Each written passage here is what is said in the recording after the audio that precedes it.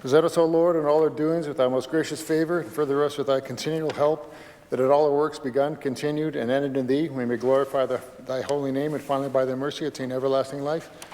Amen.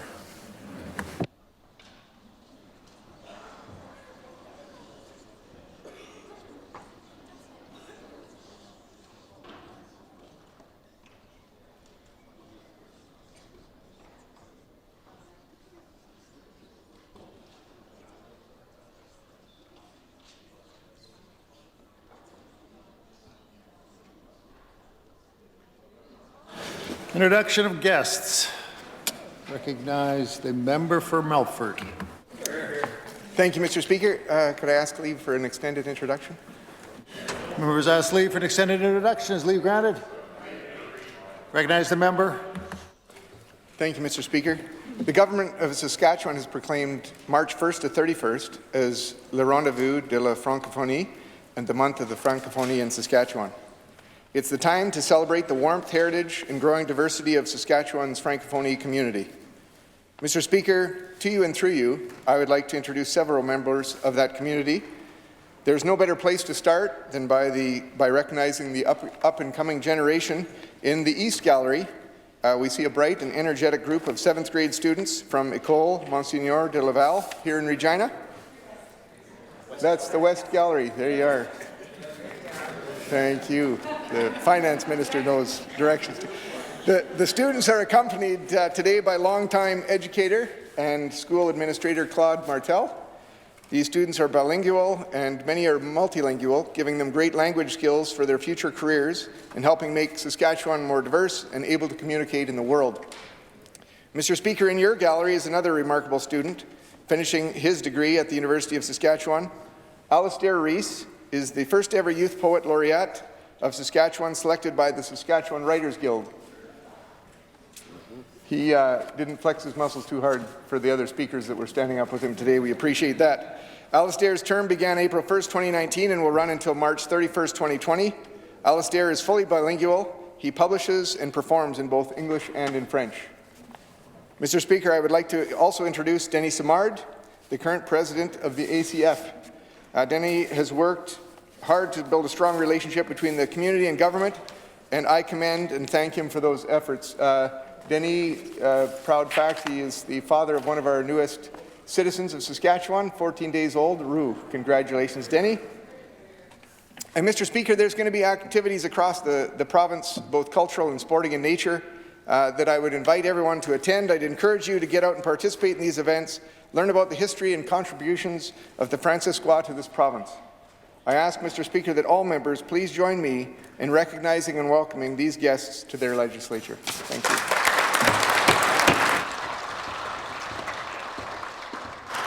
Recognize the Leader of the Opposition.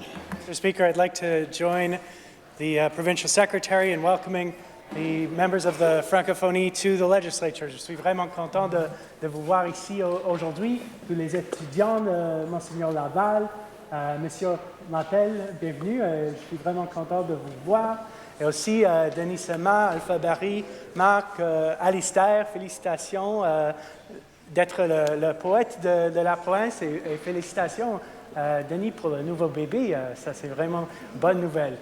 Nous, on est vraiment fiers d'avoir une communauté francophone ici en Saskatchewan, si forte, si fière. La Françoisie fait une grande contribution à notre société, à notre province, et ce n'est pas une chose de hier, comme on voit avec les étudiants ici. C'est une chose d'aujourd'hui, c'est une chose de l'avenir. Merci. Recognize the Minister of Advanced Education. Thank you very much, Mr. Speaker. I'd like to join with my colleagues and recognize both Denis Simard and my friend Alpha Barry, who are here in your gallery. But I'd also like to introduce a number of students with their professors seated in the gallery from La Cité at the University of Regina. If you could please give a little wave when I call out your name. We have Cassandra Berriger, we have Brooklyn Cotonnet, we have Tanisha Cabella, we have Sita Kane, we have Kiana Kurzinger, Laboya Masama, Lucy Poirier, James Toharski, Jesse Wallace, Rebecca Williams, and of course their instructor, Michael Popliansky. Mr. Speaker, in 2015, La Cité Université Francophone was established as a merger between the Department of French and Institut Français, creating the most comprehensive French language institution in Saskatchewan. I'm looking forward to meeting with these folks after QP today. I want to ask all members to join me in saying bienvenue and welcome to your Legislative Assembly.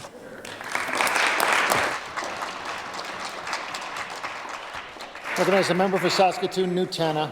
Merci, Monsieur le Président. Je voudrais aussi dire bonjour et bienvenue à toutes et tous des francophones et des françaisoises ici aujourd'hui. Et j'étais le président de cette Assemblée pour l'Assemblée parlementaire du francophonie. Et je suis désolée d'annoncer aujourd'hui que on ne fait pas plus partie dans cette organisation parce que c'est une décision du gouvernement. Alors, j'étais le président, mais maintenant, c'est pas possible. Alors, bienvenue. Et ma mère est françaiscoise, alors je suis françaiscoise et j'étais très fière de la francophonie en Saskatchewan et tout que vous faites. Alors, merci et bienvenue.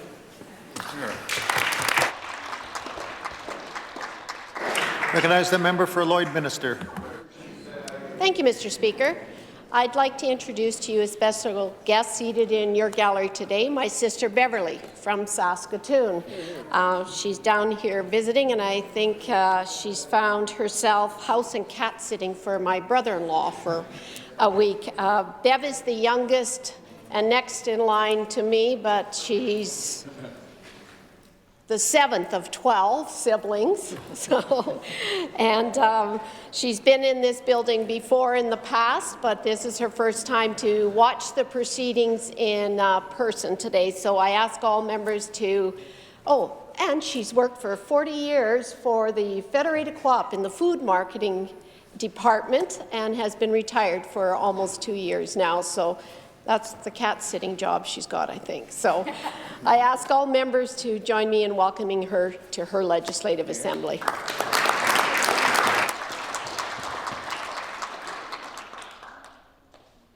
So recognize the member for Saskatchewan Rivers. Thank you, Mr. Speaker. Sitting behind me on the government side is my friend, former colleague, constituent Victoria Juergens. She was the MLA for Prince Albert Northcote and worked very hard on behalf of Saskatchewan people. She is a wonderful constituent, and I would like everyone in the Assembly to wish her well wishes. Thank you.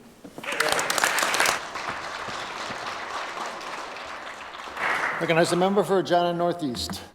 Thank you, Mr. Speaker. I'd just like to join in welcoming Claude Martel to the Assembly. He's seated in the West Gallery behind me. He's a friend and a parishioner at our church that we go to.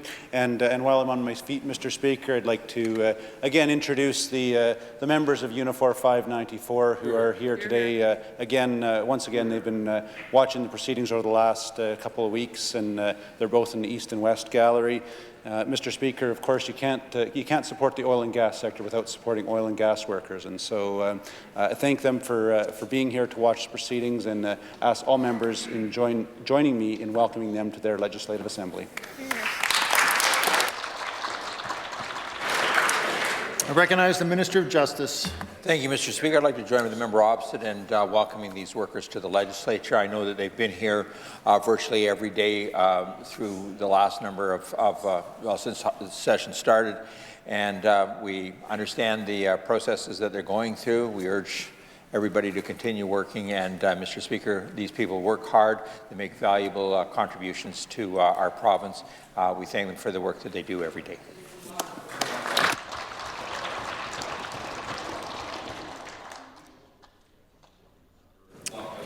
Presenting petitions. Recognize the member for Moose Jaw, Waccamaw.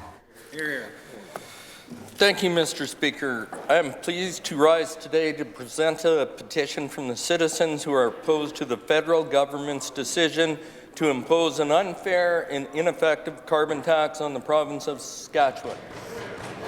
And I'd like to read the prayer.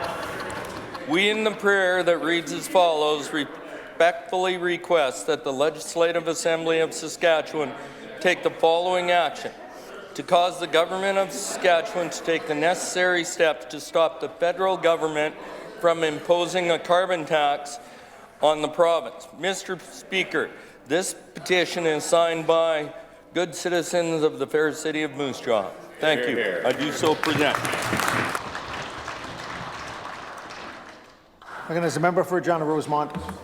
Thank you, Mr. Speaker. And I guess speaking of another tax that is a concern to Saskatchewan people, Mr. Speaker, I rise once again today to present petitions on behalf of concerned citizens, people, communities, businesses from all across Saskatchewan, Mr. Speaker. And that's the concern with respect to the historic billion-dollar PST hike, Mr. Speaker, that the Sask Party government brought forward a few years ago. Of course, this has hit our economy and hit households very hard, Mr. Speaker. The average household is now paying more than $800 more per year than they were just a few years ago.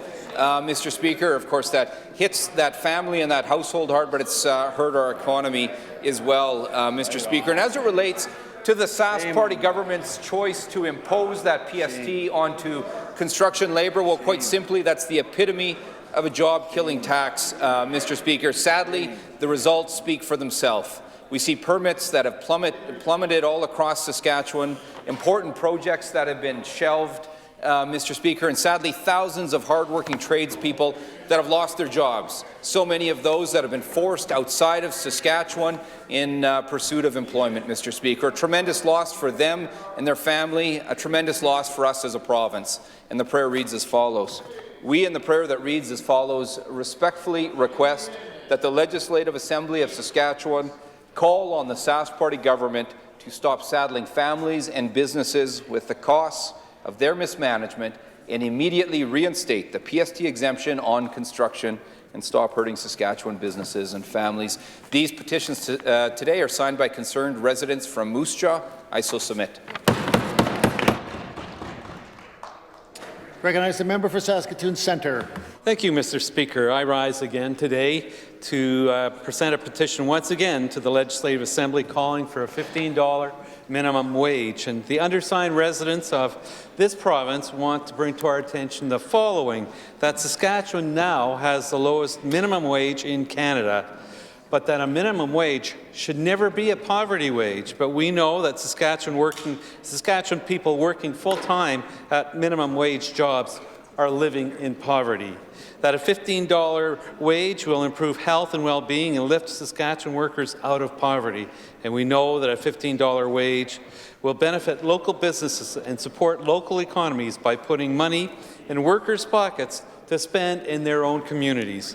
Mr. Speaker, I'd like to read the prayer. We, in the prayer that reads as follows, respectfully request that the Legislative Assembly of Saskatchewan call on the Sask Party government to adopt a plan to raise the minimum wage to $15 an hour for all workers here in Saskatchewan. And Mr. Speaker, the people presenting this petition come from the city of Saskatoon. I do so present. Recognize the member for Athabasca. Thank you very much, Mr. Speaker. I'm proud to stand in my place today to present a petition calling on the Sask Party government to respect the North. And the prayer or the petition reads as follows: that Northerners work hard as trappers, fishers, and hunters to be responsible stewards of the land. That Northerners feel disrespected by the current Sask Party government and do not feel as though they are being treated fairly. That Northerners want to ensure resources in fishing, forestry and mining are developed responsibly in full partnership with northern communities, and that Northerners are facing many challenges which only have been made worse by layoffs in the mining sector, the closure of Buffalo Narrows Correctional Centre, and the sell-off of SDC. So we in the prayer reads as follows: respectfully request that the Legislative Assembly of Saskatchewan call on the Sask Party government to stop disrespecting the North and begin immediate dialogue with northern communities to work towards an agreement for responsible, inclusive resource management. And the people that have signed this particular page of the many petitions that I have received, Mr. Speaker, are from Beauval and Ala Lacrosse, and I so present. Recognize the member for Regina Lakeview. Thank you, Mr. Speaker. I rise to present a petition calling on the Sask Party government to restore public control over Wascana Park. Those who have signed the petition wish to draw our attention to a number of points. That Wascana Park is a treasured urban park and conservation area that has been responsibly managed through an equal partnership between the City of Regina, the provincial government, and the University of Regina for more than 50 years. That the government unilaterally gave itself majority control of the board of the Provincial Capital Commission through changes brought on by Bill 50. That the City of Regina and the University of Regina have both expressed openness to return to a governance model based on equality, and that more and more people in Regina and right across Saskatchewan are becoming concerned with the growing commercialization of Wascana Park, and they would like to see it stopped. Mr. Speaker, I'll read the prayer. We, in the prayer that reads as follows, respectfully request that the Legislative Assembly of Saskatchewan call upon the Sask Party government to restore the governance structure of Wascana Centre Authority and end the commercialization of Wascana Park. Those who have signed this petition today reside in Lumsden and Regina. I do so present. Recognize the member for Saskatoon-Newtana. Thank you very much, Mr. Speaker. I'm rising today to present a petition calling for a moratorium on logging in the Nesson Lake area. And the people who have signed this petition would like to bring to our attention the following. Nesson Lake, Ness Lake, and Zigzag Bay campgrounds bring thousands of tourists to the area annually, and is also the prime recreational area for the residents of Big River and the surrounding area. The Ness Creek site brings thousands of tourists to the area through its numerous events and activities, resulting in an additional 25,000 visitor days annually. Portions of the forest in the Nesson Lake area are slated for logging as early as September 2020, which will negatively impact tourism, traditional and recreational use, and its untapped economic potential. Moratorium on logging in this area is critical, as if this logging proceeds, it will cause irreparable harm to the economic potential of the area for decades. Local area residents and businesses need more time to ensure a more sustainable economic plan is put in place. And so, Mr. Speaker, I'll read the prayer. We, the undersigned, respectfully request that the Legislative Assembly of Saskatchewan call on the Sask Party government to place a moratorium on all proposed logging in the area between Nesson Lake and the Ness Creek site, as well as immediately north of Nesson Lake. Mr. Speaker, the individuals signing this petition today are from the community of Big River and Saskatoon. I so submit. Recognize the member for Saskatoon-Fairview. Thank you, Mr. Speaker. I stand in my place today to yet again introduce a petition to end unacceptable emergency room wait times. These individuals wish to bring to our attention that despite the Sask Party government's promise to eliminate emergency room wait times in 2012, wait times in Saskatchewan's emergency rooms continue to grow. That instead of making smart investments to meet emergency room targets, the Sask Party watered down targets to the point that they no longer exist, and that the Sask Party has cut funding to address emergency room wait times and has no meaningful strategy to get emergency room wait times under control. I'd like to read the prayer. We, in the prayer that reads as follows, respectfully request that the Legislative Assembly of Saskatchewan call on the Sask Party government to fully fund and execute a plan, as they promised to do in 2012, to lower and eventually end ER wait times across Saskatchewan. This petition is signed by individuals from Saskatoon. Mr. Speaker, I do so present. Recognize the member for Regina Northeast. Thank you, Mr. Speaker. I rise today to present a petition from residents of Regina asking that the government fix the crisis in our classrooms. Mr. Speaker, every day that I go out talking to the residents of Regina in my constituency, the crisis in our classrooms is mentioned to me over and over again, many times with tears in their eyes. Whether it's parents whose kids aren't getting the supports that they need to get the future that they deserve, whether it's the teachers or the families of teachers who are experiencing the strain of mental health and the pressures of an underfunded system. Mr. Speaker, it's widespread. Mr. Speaker, the petitioners in this petition want to draw to our attention that the Saskatchewan Party government's cuts to education mean falling per-student funding and fewer supports for students who need a little extra help. They want to bring to our attention that the Saskatchewan Party government's cuts leave educators without the resources that they need to support student learning. that the Saskatchewan Party government is ignoring overcrowding in our classrooms by refusing to track and report classroom sizes, that the Saskatchewan Party government's lack of funding for school infrastructure has led to crumbling schools across Saskatchewan, and that the Saskatchewan Party government's failure to invest in our classrooms is having serious consequences today. Mr. Speaker, in the prayer, the petitioners respectfully request that the Legislative Assembly of Saskatchewan call upon the Saskatchewan Party government to immediately fix the crisis in our classrooms by properly funding the most important investment that we can make in our children. I shall present.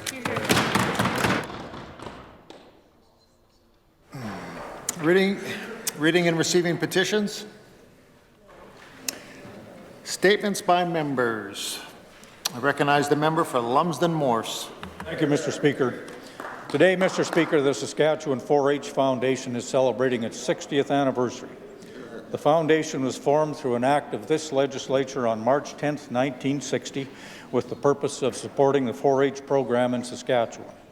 As part of one of Canada's largest organizations, youth organizations, 4-H Saskatchewan members pledged to put their heads, hearts, hands and health to work for the betterment of their clubs, communities, country, and the world. This is a message that rings true to the purpose of the work that happens on the floor of this Assembly, Mr. Speaker. 4-H provides young people in this province opportunities to learn about teamwork and develop leadership skills. 4-H helps to prepare members for a successful future through the 4-H concept of learn to do by doing. Mr. Speaker, the program also connects young people to the agriculture industry and their communities. Many leaders in our agriculture industry were once part of the 4-H program and have continued to work with the organization as volunteers and mentors. Mr. Speaker, I'd like to thank 4-H Saskatchewan for 60 years of hard work and dedication to building our leaders of tomorrow. I ask that all members join me in congratulating the Saskatchewan 4-H Foundation on their 60th anniversary. Thank you, Mr. Speaker. You're here. Recognize the member for Athabasca. Thank you very much, Mr. Speaker. This government just isn't old, but they're tired, they're broke, they're out of touch, and I remind the people of Saskatchewan that they can't be trusted with Saskatchewan Crown corporations. Gone are the 2007 days when the Sask Party had to swoop in and clean up the member from Cannington's mess who was promoting the sale of the Crown if the price was right. And I quote, according to the Sask Party, I quote, "Crowns are not going to be privatized and subsidiaries are not going to be wound down," end quote. You'd be hard-pressed to find an emptier promise, Mr. Speaker. In 2010, the Sask Party sold SCN assets to Blue Point, who flipped them nearly 10 times the sale price 2 years later. In 2012, the Sask Party privatized and sold off the land titles. In 2003, 3S Health signed a contract with K-Bro Linens costing 350 Regina jobs. Not just that, Mr. Speaker, laundry frequently comes back soiled and what can only be called questionable items. Most recently, a shiv was found by a healthcare worker in clean laundry. In 2016, the then Minister of STC told media that the Crown was, quote, safe, end quote, only for it to be sold off months later after the 2017 budget. In 2017, they claimed SaskTel is not for sale, only introduced Bill 40 and explored selling off that Crown Corporation. Finally, Mr. Speaker, 2017, the President of SGI admits they had discussions with 16 companies exploring a sale. Do not trust them with the Crowns, Mr. Speaker. There's a member for Saskatoon University. Thank you, Mr. Speaker. At the end of January, I had the privilege of attending the opening of the University of Saskatchewan Community Centre. As we know, none of us can reach our full potential without a healthy mind, a healthy body, and a healthy life. Mr. Speaker, to promote health and well-being, the University of Saskatchewan developed their wellness strategy, which led to the Community Centre. This centre provides a safe, welcoming place for people of all cultures, religions, genders, and sexual orientation to find their true selves and a sense of community. Mr. Speaker, our government is committed to helping our students both during and after their studies. To help post-secondary students remain in Saskatchewan after they finish their schooling, we offer a tax credit through the Graduate Retention Program, the only program of its kind in Canada. And Mr. Speaker, with our growth plan's goal of creating 100,000 new jobs by 2030, our students will have 100,000 new reasons to stay in Saskatchewan. I can't wait to see the incredible things that our students will achieve with their world-class education at the U of S. Mr. Speaker, I now invite all members of this Assembly to join me in congratulating the University of Saskatchewan on the opening of their new community centre. Thank you, Mr. Speaker. As a member for Saskatoon Riversdale. Thank you, Mr. Speaker. Located in my own community of Holiday Park, Abbeyfield House, Saskatoon now displays another recognition award won by Florence Graham, a champion volunteer who has worked with the group home for independent seniors since its opening in 2005. There are Abbeyfield houses around the world. They offer small communal homes to independent seniors. Residents at Abbeyfield tend to their own daily activities, sometimes with the help from family members or home care staff for heavier duties. Though these seniors each have their own bed-sitting room with ensuite, they prefer to share some common space for companionship, entertainment, and shared meals. Abbeyfield hires staff for daytime shifts for grocery shopping, cooking residents' meals, and cleaning the common areas of the home.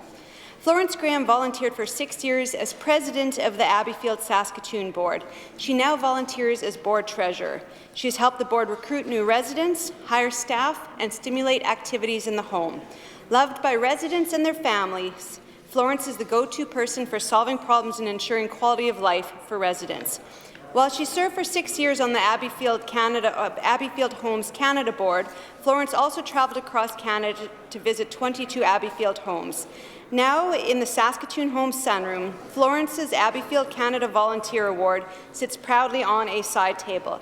Abbeyfield now hangs a framed certificate naming Florence as the recipient of the 2019 Abbeyfield International Volunteer Award.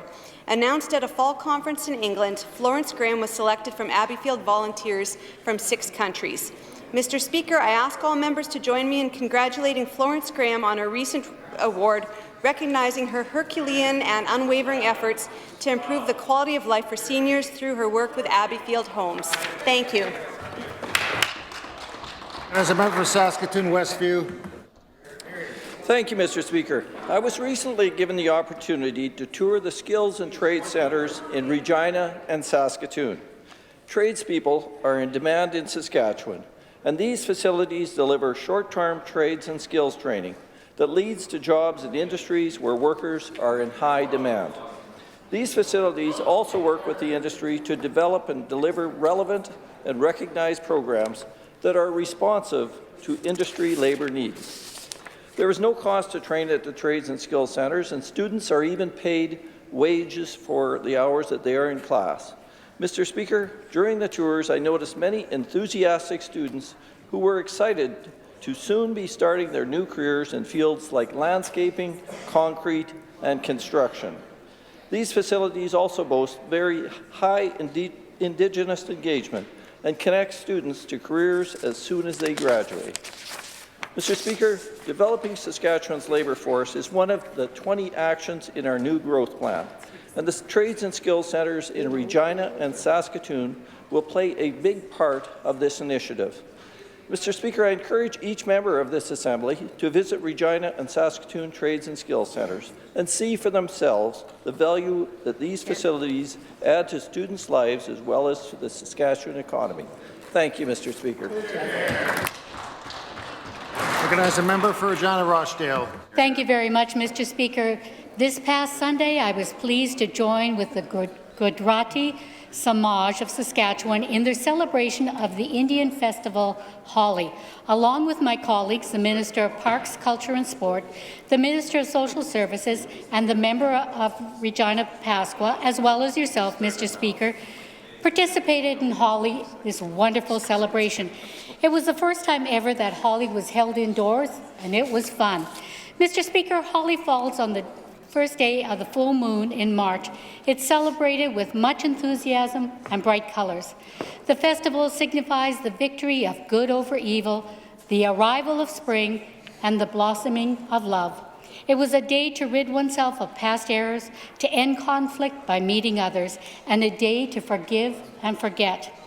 The event was filled with laughter and color, and people of all ages were in attendance. Mr. Speaker, I now invite each member of this Assembly to join me in acknowledging the Festival of Holi and congratulate the Gurdwara Samaj of Saskatchewan on hosting this wonderful event. Mr. Speaker, namaste.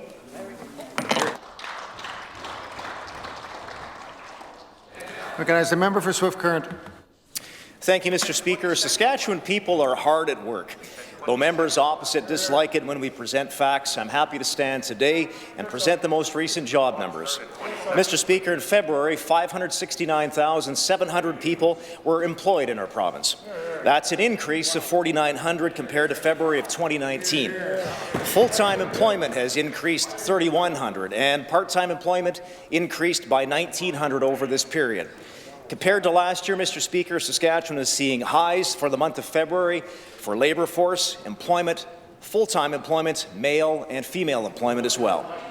Off-reserve Indigenous employment is seeing its 8th consecutive month of year-over-year increase, and Indigenous youth employment is up 2,500 jobs for the 7th consecutive month of gains. And the latest numbers also showed strength in retail trade and housing starts, Mr. Speaker. Mr. Speaker, I think the economic events of yesterday highlight now more than ever the importance of a plan for our economy. And that's why on this side of the House, Mr. Speaker, we have a long-term plan for growth. Saskatchewan remains strong despite the fear-mongering from the Leader of the Opposition. He may even be trying to disguise himself by ditching NDP orange for dark blue-coloured signs these days, but we know he represents one thing, Mr. Speaker, the NDP that led Saskatchewan to the worst job numbers in the country. Thank you, Mr. Speaker.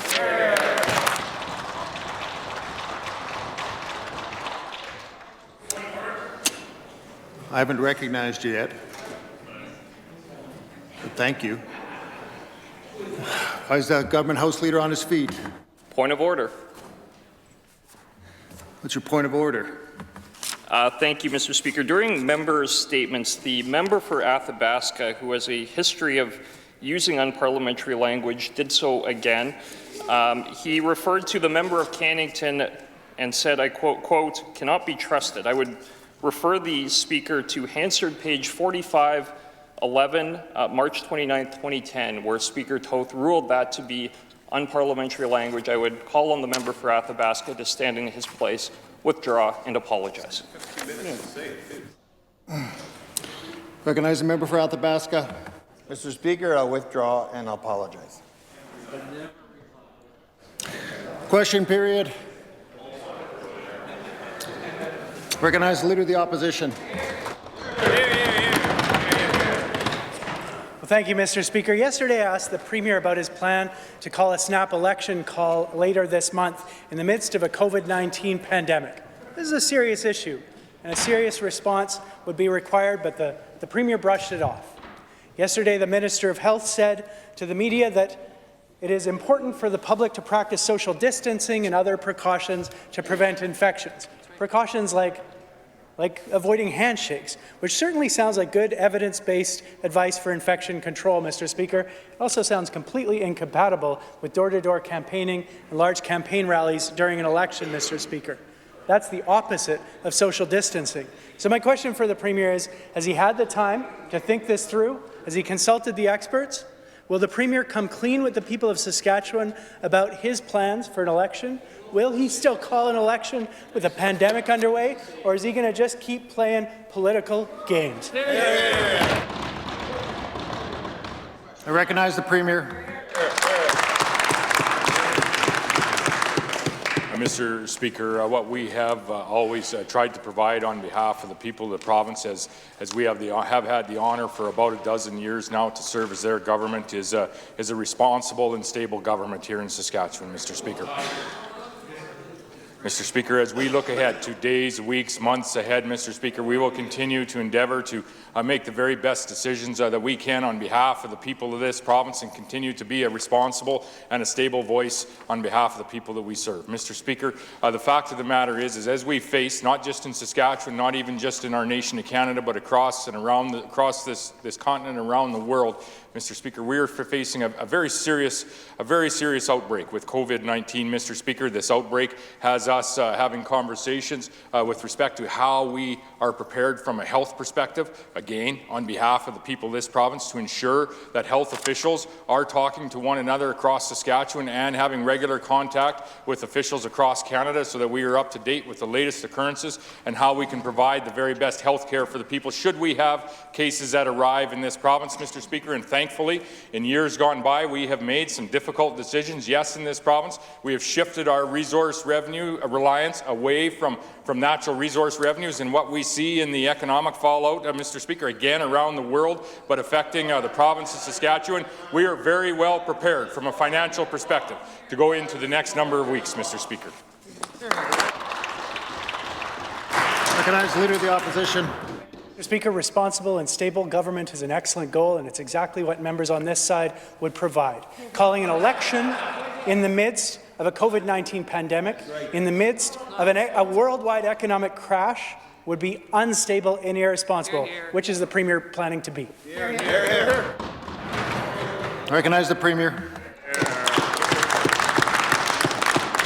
Mr. Speaker, the Leader of the Opposition has already promised a $1 billion deficit before we're even talking or even into a campaign season, Mr. Speaker. Most certainly, we would not be in a financial situation, a strong financial situation, that we offer today going into this type of an economic challenge, Mr. Speaker, that is, yes, precipitated by a health outbreak, Mr. Speaker, and COVID-19 around the world. Mr. Speaker, the fact of the matter is as we go through the next number of days, there are some things that we are just simply unable to control, Mr. Speaker. We are unable to control the daily market impact that COVID-19 is having with, Mr. Speaker, the price of oil, the price of our stock markets, what is occurring there. But we fiscally in this province, Mr. Speaker, we are in a strong position to manage our way through that, Mr. Speaker, over the course of the next days, weeks, or however long it takes. Health officials, I know, very competent health officials that we have the greatest of faith in, Mr. Speaker, continue to work amongst themselves within the province so that we are well prepared to provide the health services should we need to, Mr. Speaker, in the case of an outbreak or multiple cases here, of which we have none today, Mr. Speaker. They are conversing, as I said, with other health officials across the province. We're well prepared from a health service perspective. We're well prepared from a financial and a fiscal perspective, Mr. Speaker, and we look forward to the next number of days. Recognize the Leader of the Opposition. Thank you, Mr. Speaker. This government, who has said that the budget documents that were put to bed on February 28th, this government should see what's happening with the world economy as a wake-up call. In last year's estimates, the Minister of Finance said that for every dollar drop in the price of oil, we lose $15 million to the provincial budget. That means a $20 drop in the price of oil would be a $300 million hit to the provincial finances, not to mention the impact on provincial GDP, not to mention the impact on decreased money circulating in the economy, not to mention the job losses, not to mention the impact on struggling Saskatchewan families. Mr. Speaker, the Premier brushed this all off yesterday. He heard this and he said, it's minor. It doesn't really matter, Mr. Speaker, but these are serious challenges and they deserve serious leadership. Mr. Speaker, if last month's budget is presented next week, it won't be worth the paper it's printed on. Will the Premier give us some new information? Will he release the third quarter report today? Will he give us an update on the finances, our pension liabilities, and all of our funds, Mr. Speaker? And will he do the right thing and postpone the budget long enough to get an honest reevaluation of the road ahead? Recognize the Minister of Finance. Questions such as those is exactly why the people of this province have no confidence in the NDP and in their leadership, Mr. Speaker. The minute that there is an issue in the markets, Mr. Speaker, what do those members do? They panic and they demand a knee-jerk reaction, Mr. Speaker. Dr. Doom and his whole caucus of gloom, quite frankly, Mr. Speaker, would bring forward a disastrous budget. Mr. Speaker, if you evaluate the entire year at $30 a barrel, that is a $500 million loss. We recognize that, but the price that we have in our budget has to be balanced across the entire year, Mr. Speaker. And in that year, there's going to be ups and there's going to be downs. And what's the average at the end of the day, Mr. Speaker? They already have made $1 billion worth of promises, Mr. Speaker, with no plan of how they're going to pay for it. And his sidekick, Mr. Gloom, Mr. Speaker, has time and time again said we need to reverse all the measures that we put in place that stabilized our budget so that we can weather these situations. Mr. Speaker, that's $2.5 billion. Next question.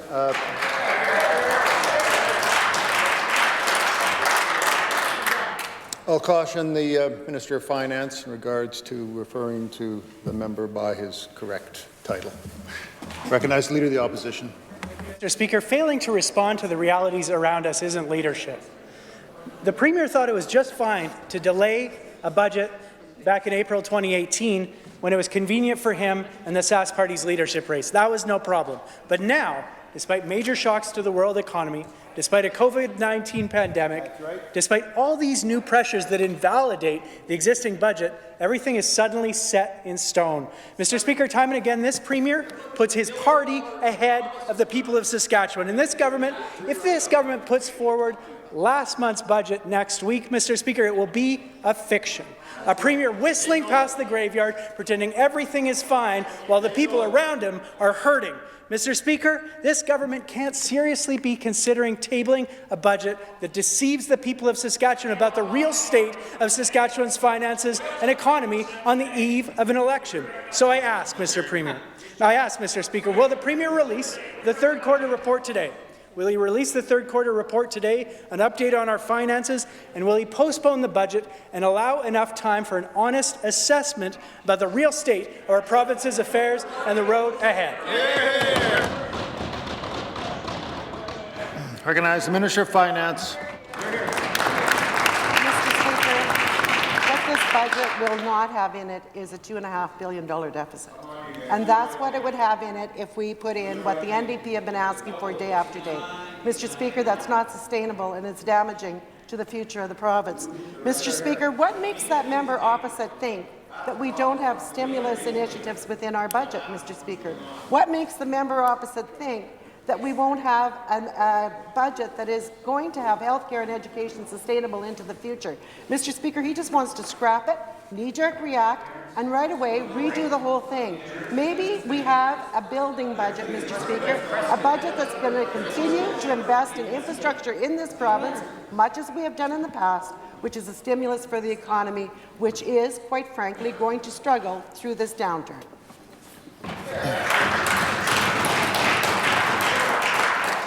I'll caution the Leader of the Opposition. Deceive is out of order. It's out of order. Recognize the Leader of the Opposition. Thank you, Mr. Speaker. I'll remind the Premier that that question was for him, but that he doesn't seem to want to be responding to the reality that we're facing today, which is a nice luxury for him.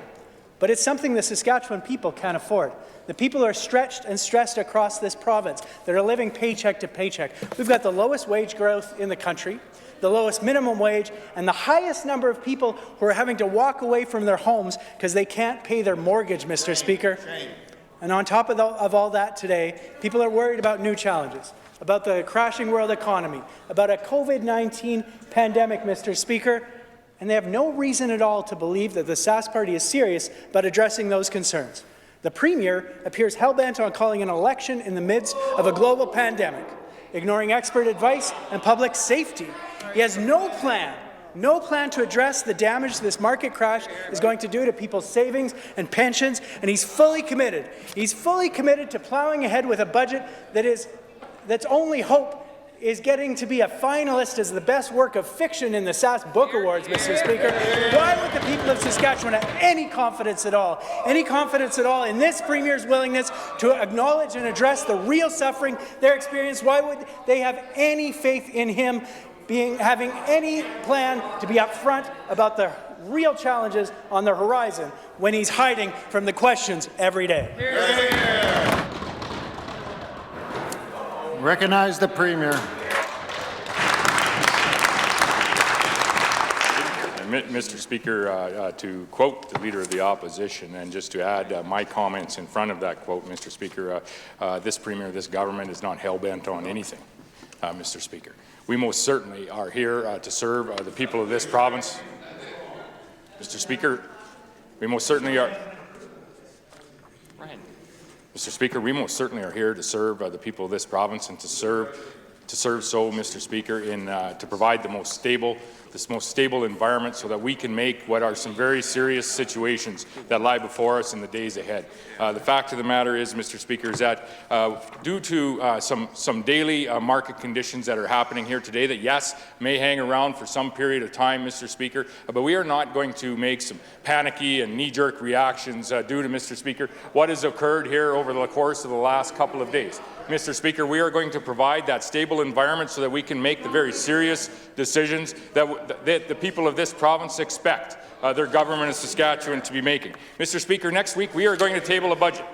Mr. Speaker, that budget is going to be a balanced budget. It's going to be a budget that will continue to build our province. It is going to be a budget that most certainly is going to build not only a new hospital in Prince Albert, Mr. Speaker, it's going to be a budget that is going to continue to build schools across this province. It's going to be a budget that continues to replace the highways that the members opposite allowed to crumble, Mr. Speaker. Most certainly it is not going to be a budget where we hire and fire teachers, nurses, and doctors on the price of a barrel of oil. Like you guys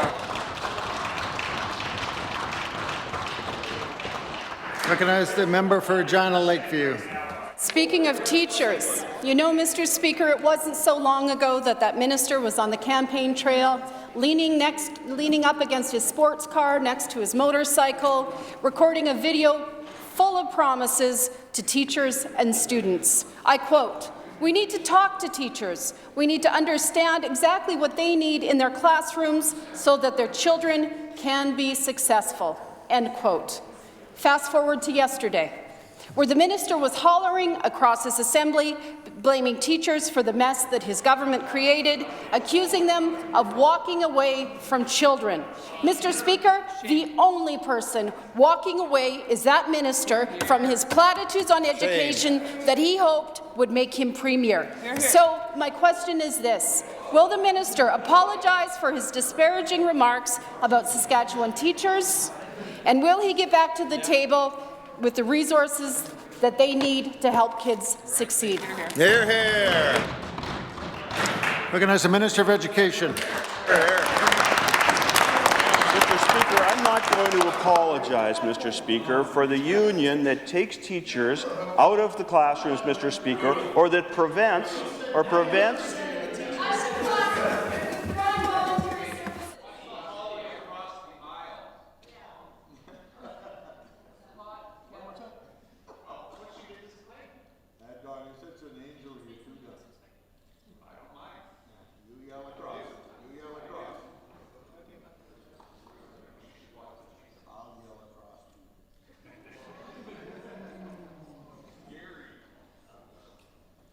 Recognize the Minister of Education.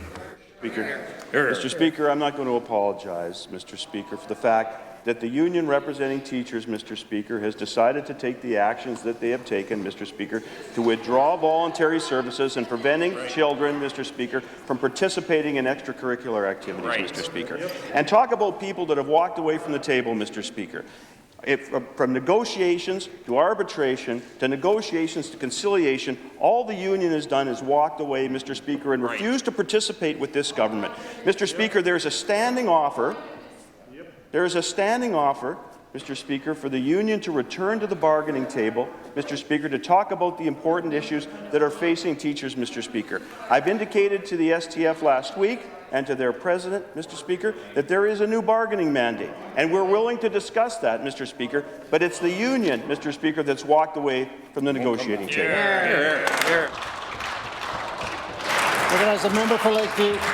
Unbelievable, Mr. Speaker. We know that the minister offered $5 million a year to deal with complexity, and we understand that the other half was to come out of teachers' health benefits. Seriously, Mr. Speaker, $5 million is as much as Chinook, a small school division, had to cut from their operating budget last year alone just to cover this government's shortfall. This is a drop in the bucket compared to the needs in divisions and would barely backfill cuts in a single division. In the same video, When that minister was running to be the premier, the minister said, and I quote, "If you invest in the classroom today, you'll reap benefits, tremendous benefits in the future." End quote. So what changed, Mr. Speaker? Are kids no longer worth the investment, or is this government crusading to balance the budget on the backs of Saskatchewan children? Hear, hear. Recognize the Minister of Education. Hear, hear. This is the record of this government, Mr. Speaker. A 37% increase in funding since we've had the privilege of forming government, Mr. Speaker. Over a 14% increase in student population, Mr. Speaker. Continued investments, ongoing investments in public education, not just on the operating side, Mr. Speaker, but on the capital side. Mr. Speaker, we encourage the union, Mr. Speaker, to return to the bargaining table so that we can present the new bargaining mandate, which will represent a fair offer to teachers, Mr. Speaker. And at the same time, Mr. Speaker, we have offered to have a conversation about how we can start to begin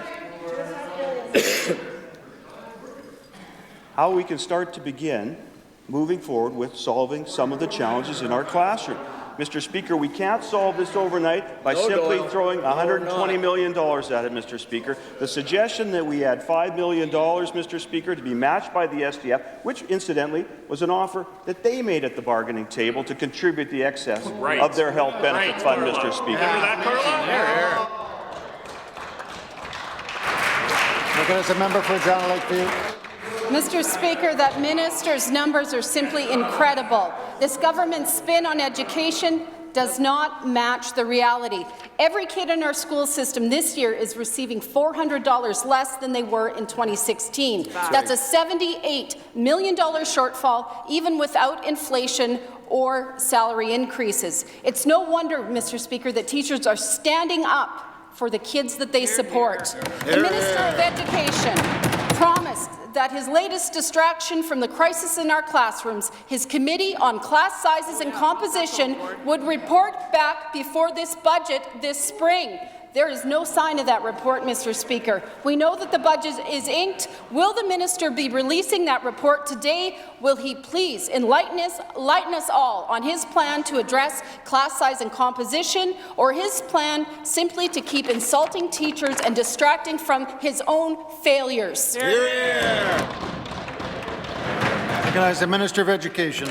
This government and as Minister, we have great respect for teachers, Mr. Speaker, and the work that they do to deliver quality education to the children in our classroom, Mr. Speaker.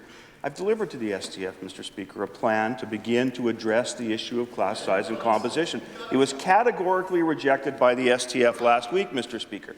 Mr. Speaker, in arbitration a couple of years ago, the arbitrator, binding arbitration which the union requested, Mr. Speaker, advised, Mr. Speaker, in that report that class size and composition shouldn't be in the collective agreement. Mr. Speaker, I haven't heard from that member or the other two former trustees on that side of the House, Mr. Speaker, what their view is on that. Mr. Speaker, should it be in the collective agreement? Or shouldn't it be, Mr. Speaker? The arbitrator says no. The SDF is trying to get class size and composition into the collective agreement through the back door, Mr. Speaker. We want a fair deal with teachers, Mr. Speaker, and we want to be able to move forward with a proper process to deal with class composition. We offered that last week, Mr. Speaker, a long-term process, Mr. Speaker, while we're waiting for the work of the committee to be done, Mr. Speaker. Recognize the member for Saskatoon Fairview. Mr. Speaker, it was pretty surprising to see the flippant reactions yesterday from Sask Party members in response to recommendations from a public health expert on containment of COVID-19, and I guess we now know why. Yesterday, the minister admitted this government is not able to produce any kind of documented plan or report on government preparations for dealing with a potential outbreak, and has even less of a plan if the government calls a snap election. It's great to hear the minister has a plan to no longer shake hands, and the premier says they're having conversations, but how on earth has this government failed to develop a plan to keep Saskatchewan people safe? Yes, hear, hear. Recognize the Minister of Health. Thank you, Mr. Speaker. Mr. Speaker, I couldn't disagree with the premise of that question more. There was no flippant response on this side, Mr. Speaker. Mr. Speaker, the members opposite, as they're wont to do, there's heckling going on in the legislature, and they torque it, Mr. Speaker. We take this issue very, very seriously, Mr. Speaker. I've had numerous meetings with officials. I've had numerous meetings with Dr. Shahab, the Chief Medical Officer, Mr. Speaker. There is a plan in place, Mr. Speaker. There's an emergency preparedness plan in place that has been for some time. It's tweaked for different types of emergencies, Mr. Speaker. They're working on it for the coronavirus. Mr. Speaker, as far as the comment about during an election campaign, Mr. Speaker, here's what needs to be weighed in the context of government, and the Premier's decision is an election needs to be called in the next approximately 6 months, Mr. Speaker. When would be the safest month for a writ period? There's a member of Saskatoon Fairview. Mr. Speaker, members laughed about this yesterday, and the minister knows that. Yes, you did. Our health system is stretched to its limits, and emergency rooms are already bursting at the seams. It's hard to imagine how they could handle the pressures from a COVID-19 outbreak, and it's concerning that this government hasn't devoted the resources to develop a path forward. They've taken their eye off the ball. They're putting political interest in a spring election ahead of people's needs. Shame. The possibility of a spring election could lead to COVID-19 cases spreading quickly across the province, and to make it harder to prevent an outbreak. Dusting off the 10-year-old H1N1 plan is not enough. This is a new virus. It needs a new plan. To the minister, what's the plan? Hear, hear. Recognize the Minister of Health. Mr. Speaker, what utter nonsense. The Leader of the Opposition just a few weeks ago was in my office with the Chief Medical Officer, Mr. Speaker, at his request, which I was happy to comply with, and we had a discussion about the fact that it's important that this stays above politics, Mr. Speaker, that we all communicate the message clearly to the citizens of this province, who deserve no less, Mr. Speaker. There is a plan in place. They're tweaking it to fit the coronavirus, Mr. Speaker, and to be fear-mongering is absolutely despicable, Mr. Speaker, from the member who is going to do politics different, Mr. Speaker. Yeah, he's doing it different, all right. He's doing it worse than Dwayne Lingenfelter. There's a member for Saskatoon Fairview. Mr. Speaker, healthcare in our province has already reached a breaking point. Emergency rooms are over capacity, hospitals have water that patients can't drink, and chronic understaffing in our care homes leaves people without the care they need. When there's a possibility of a flood of new patients coming in with symptoms of COVID-19, what's going to happen when there are more ventilators needed but they aren't available because they're all being used? Where are patients going to be treated when hallway medicine is already the new norm? How are our emergency rooms going to handle a big addition of new patients without additional resources? And how is the Sask Party supposed to come up with a plan when they're out campaigning?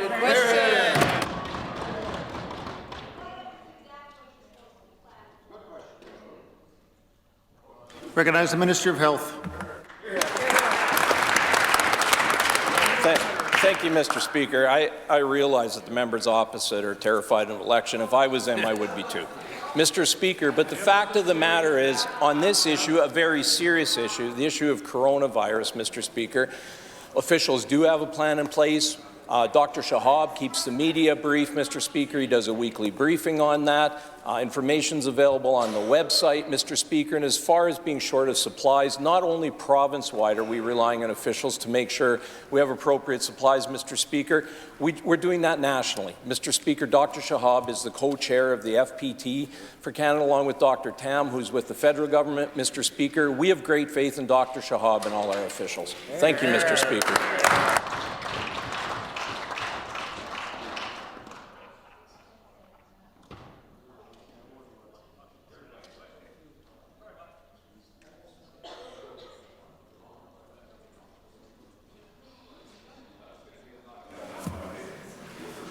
Well, we can certainly do better than what we just presented as legislators. Especially, we had a school group in here, and we were sitting here and discussing education in front of them. We can do better. You can do better. Ministerial statements. Introduction of bills. Presenting reports by standing and special committees.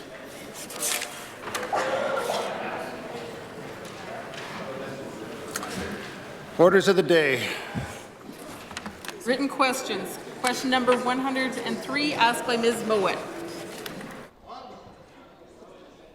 I recognize the government whip. Thank you, Mr. Speaker. I wish to table the answer to question 103. Table 103.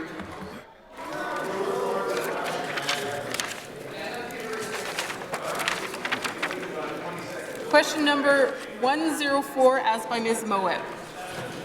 Recognize the government whip. Thank you, Mr. Speaker. I wish to order the answers to questions 104 to 107. Ordered 104 to 107. Question number 108, asked by Ms. Mowat. Recognize government whip. Thank you, Mr. Speaker. I wish to table the answer to question number 108. Tabled 108. Question number 109, asked by Ms. Sproul. Recognize government whip. Thank you again, Mr. Speaker. I wish to order the answer to question 109. Ordered 109. Government orders adjourn debates. Item number 1, resume debate on the second reading motion for Bill number 194, the Miscellaneous Municipal Statutes Amendment Act 2019. Ms. Rancourt. Recognize the member for Regina Rosemont. Mr. Speaker, I'll be rather brief here today with respect to Bill number 194, the Miscellaneous Municipal Statutes Amendment Act 2019. I know many members have weighed in at this point, and we'll deal with this in committee, Mr. Speaker, which we look forward to. I guess what I would like to say is just a big thank you to all those municipal leaders, all those municipalities across Saskatchewan, rural and urban, Mr. Speaker. I spent the morning over at the SARM Convention, the Association of Rural Municipalities, Mr. Speaker. I know those municipal leaders take their duties seriously in serving and representing their communities, Mr. Speaker, as do those that represent the villages and towns and cities across the province, as do those throughout the north. Too often, Mr. Speaker, we see legislation brought forward by the Sask Party government without consultation with the stakeholders, Mr. Speaker. We hope that's not the case with this piece of legislation, because it's important that we get this right.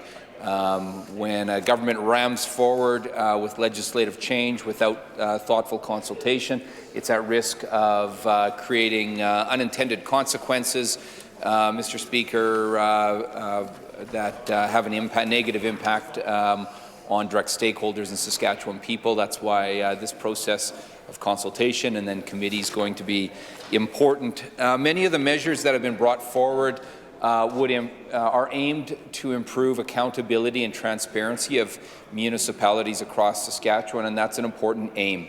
That's something we should be aiming for for all public bodies and governments, Mr. Speaker, and we'll be constructive in working to improve accountability and transparency on those fronts, Mr. Speaker. But it's certainly rather hypocritical for this Sask Party government to be making this their aim, Mr. Speaker, when they certainly don't lead by example, Mr. Speaker, day in, day out, failing Saskatchewan people as far as sort of the very basic standard tests that you'd expect when it comes to accountability and transparency. A government that, filled the pockets of insiders, Mr. Speaker, with a deal like the GTH, Mr. Speaker, a government that pretended that they were open at one point, or that some members of that side were open to an inquiry into this front, Mr. Speaker. But of course, the Sask Party cabinet has prevented that from happening, and there's been no light shed on that GTH land scandal that ripped off the nuns, Mr. Speaker, and that filled the pockets of Sask Party insiders, Mr. Speaker. And so, Government House Leader, what's your point of order? Thank you, Mr. Speaker. Twice in the last 5 minutes, the member opposite referred to filling the pockets of friends and insiders. Clearly unparliamentary language. There are numerous examples and debates from Hansard. Aspersions can't be cast in that way on other members, and the members should know that. Recognize the member, Regina Rosemont. Thank you, Mr. Speaker. So to continue on with this legislation,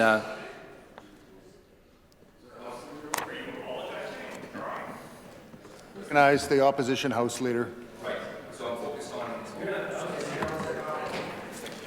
Mr. Speaker, I would ask that you consider the words of my colleague as he continues on with this speech.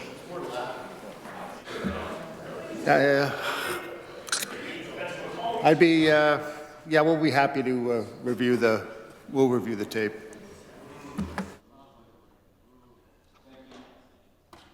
Recognize the member for General Rosemont.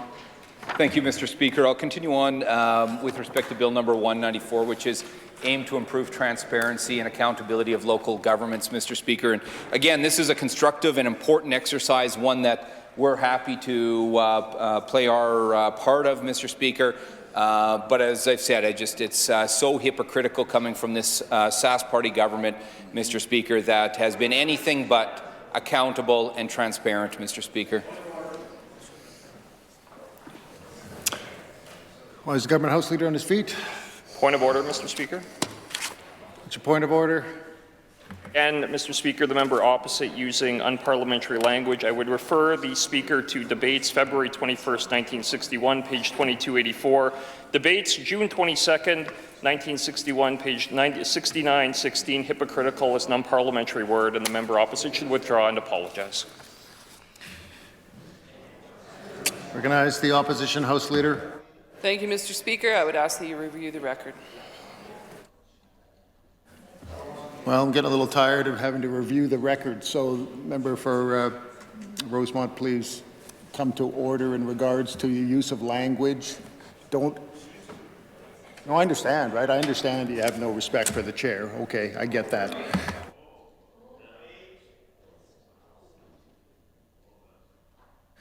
Finish your comments. Recognize member for General Rosemont. Mr. Speaker,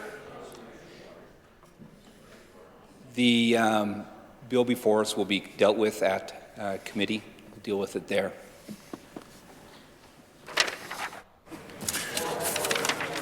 Question before the Assembly is a motion of the Minister that Bill number 194 be now read a second time. Pledge the Assembly to adopt the motion. Carried.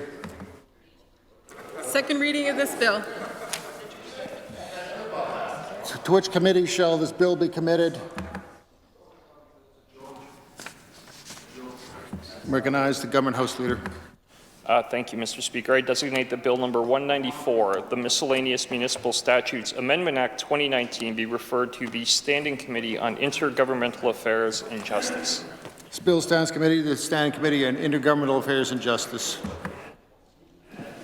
Government orders adjourn debates. Item number 2, resume debate on the second reading motion on Bill number 195, the Lobbyist Amendment Act 2019. Mr. McCall. Recognize the member for Saskatoon-Nutana. Very much, Mr. Speaker, and once again, it's my honour to be able to rise in this Assembly and enter into the debate on the bills that are being brought forth by this government.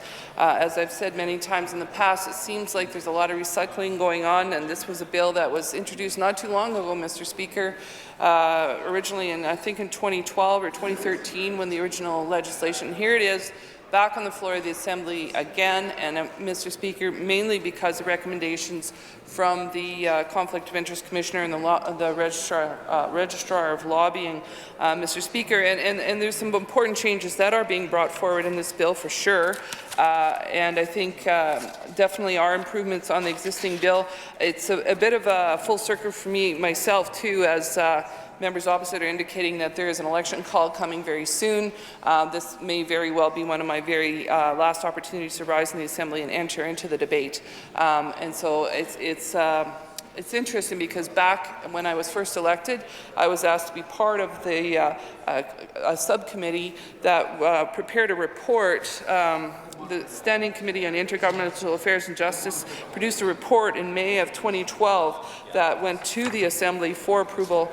And at that time, Mr. Speaker, being as green as I was, there were some other green members as well who are no longer in this Assembly. They actually went jumped fence to Ottawa, Mr. Speaker, but they were there as well as we were capably led by our staff support, and I want to thank staff again for their invaluable support in helping us prepare the report. And we were fortunate enough to take time in Ottawa to get to Ottawa to actually hear some of the debates that were happening about the registry in Ottawa at the time. And it was very informative, Mr. Speaker, because we got an opportunity to hear from some of the leading minds in Canada on the debate about lobbying and how it should be reported and how the public should know when lobbying is happening, Mr. Speaker. And we heard from Guy DiGiorno, who's a well-known lawyer from Montreal, who has written extensively on this. We've heard from Duff Conacher with Democracy Watch, Mr. Speaker, and they all made presentations to the Cabinet Committee in Ottawa that we were very fortunate to be able to sit down and be part of that discussion.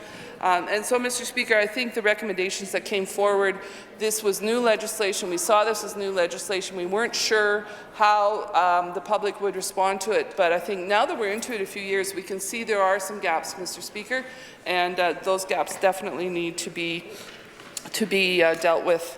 At the time of bringing this report forward, I was a bit surprised when government members had met separately to make some further recommendations that I was not informed of, Mr. Speaker. So I felt at the time it was important for me to file a minority opinion to the report because obviously those discussions were taking place without the full committee's participation, Mr. Speaker, and I was very uncomfortable about that.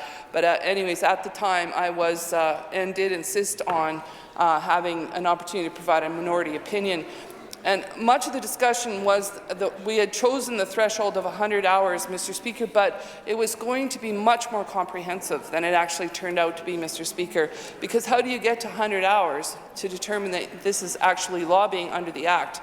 And my view was that we create as broad as possible a registry that would bring in as many activities as possible, because there's nothing wrong with lobbying per se, Mr. Deputy Speaker. What is important is that the public is informed that that lobbying is taking place. So it's important to have as broad a net, and I said that in the committee. I said we need to cast as wide a net as we possibly can to capture those activities and make it as simple as possible for those people who are legitimately doing lobbying to record and make that information available. Many of the complaints about other lobby registries across the country was that it was time-consuming, it was complicated, and it was difficult. And I thought there's no reason why we couldn't have created a registry that would be easy to register, that you wouldn't take a lot of time to get your activities registered. And Mr. Speaker, I believe in some ways that was achieved, but clearly the discussions around the definition of lobbying and the definition of what constituted that would affect whether a 100-hour threshold was appropriate. Mr. Speaker, having seen what's happened, and I think now the registry is up and running, I'm not even sure 30 hours is enough, Mr. Speaker. And in fact, many people are recommending that it be 0 hours. You had the glib comments of the Minister of Justice saying, well, what if I run into somebody in the grocery store and we talk? I mean, certainly as MLAs, we all have those experiences, Mr. Speaker, but there's a much more concise definition of lobbying in the Act currently. So I don't think the minister's glibness really helped the debate at all, but he entered into it on that level, and I'm not sure why he chose to do that. At any rate, Mr. Speaker, I think these changes are necessary. I hope to see a continuation of the evolving of this registry, because we know how important government decision makers, opposition members, how important it is that we have the full picture before we blast ahead with a decision. And Mr. Speaker, I know even in my work, sometimes you hear from one side, and I'm sure you've done that with casework yourself, Mr. Speaker. You hear one side of the story and you think this is terrible, and then all of a sudden you hear the other side of the story, Mr. Speaker. And I think that's what debate is about, is making sure that we hear all sides of the story. And so you know, that's something I think we need to learn, and lobbying is a very, very important part of that. How people get access to the government. It's a little more difficult. I know I've tried to get access to a cabinet minister recently, and his staff would not allow him. I think that's basically what it came down, but his chief of staff wouldn't let him meet with some citizens who were concerned about a particular issue. And I'm not going to name names, but I think it's unfortunate when chiefs of staff interfere in cabinet ministers meeting with people with valid concerns. That bothers me, Mr. Speaker. So there's the reverse of lobbying, is where government won't listen. And I think that's also something that needs to be addressed, and hopefully this government would keep more of an open door on those conversations with citizens who are concerned about what's going on in their communities. So I'm really uncomfortable about that as well. But today we're talking about lobbying and people who actually do have access, who get inside that door, and it's not in the aisle in the grocery store, Mr. Speaker. These are bona fide lobbying attempts by people that have a concern and they want to bring it to the government's attention. It's very valuable, and Mr. Speaker, I hope that we continue to make this registry better than it is. I know that this legislation doesn't actually incorporate all the changes that were recommended by the Registrar of Lobbying, Mr. Speaker, and I'm not sure why the government chose to do that. We'll certainly have an opportunity in committee to go through it clause by clause and find out why they didn't. But Mr. Speaker, at this point, I know we have other people who want to get up and speak today, and I just want to say it was an honor to be able to be part of this subcommittee back in the days when I knew virtually zero about how this place operated, learned a lot, had an opportunity to see how Ottawa manages their lobbying registry. We listened to all the registrars from across Canada, and I think the committee was given the best possible information we could be given. Given that it was new legislation here, I think there is some work to be done on improving it. This is part of the way there, and as I close down my political career, I'm glad to see that it is evolving, perhaps not quickly enough, but at least there are changes being made, and we have an active registrar who is ensuring that it reflects the needs of Saskatchewan people. So at this point, Mr. Speaker, I will move to adjourn debate on Bill number 195, the Lobbyist Amendment Act 2019. The member from Saskatoon-Montana has moved to adjourn debate on Bill number 195. It's the pleasure of the Assembly to adopt the motion. Carried. Government orders adjourn debates. Item number 3, resume debate on the second reading motion on Bill number 196, the Members' Conflict of Interest Amendment Act 2019. Mr. Witherspoon. I recognize the member from Saskatoon Centre. Thank you very much, Mr. Deputy Speaker. It's a pleasure to rise and speak to this Bill number 196, an act to amend the Members' Conflict of Interest Act. And as all of us know, we're in that season this month of filing our statements or disclosures, and very, very important, this process that has become the norm here. But of course, as we discover, there are shortcomings and gaps, and a couple of gaps at the Conflict of Interest Commissioner has identified. The government is working to resolve them, and of course they are very, very important. And one of them, of course, is when you're dealing with assets that are currently described by numbered assets, and that really doesn't mean a lot to the Conflict of Interest Commissioner. So he wants more description of what they actually are, so we know what the business of the MLA is. So when we're talking about conflict of interest, it's very, very important that we understand, and the Commissioner can do their work as completely as they possibly can.